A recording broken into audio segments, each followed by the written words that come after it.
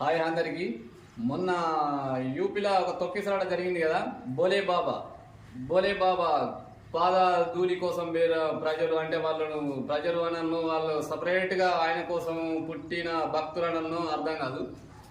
ఈ మధ్యలో ఏం జరుగుతుందంటే ఎక్కడ బాబాలు ఉన్న డాక్టర్ల కంటే ఈ బాబాలను వైద్యులను బాగా ఈ నాటు వైద్యులు ఉంటారు కదా, మోసగాళ్ళు వేషాలు కట్టుకొని వాళ్ళను ఎక్కువ నమ్ముతారు ప్రజలు. అంటే అక్కడ పాదధూళి అంటే వాడు కూడా మన లెక్క ఒక మనిషి అనే విషయాన్ని కూడా వాళ్ళు మర్చిపోయి ప్రజలు, అందరు కాదు ప్రజలు అంటే కొంతమంది ఏం చేస్తారంటే పూర్తిగా ఒక మనిషి ఇంకో మనిషిని నమ్ముతాడు.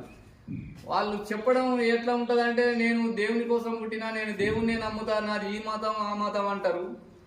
కానీ దేవుణ్ణి మర్చిపోయి ఆ దేవుణ్ణి ఒక మనిషి వైపుకు దింపి ఈయనే దేవుడు అని ఒక బండరాయిని మొక్కే మనము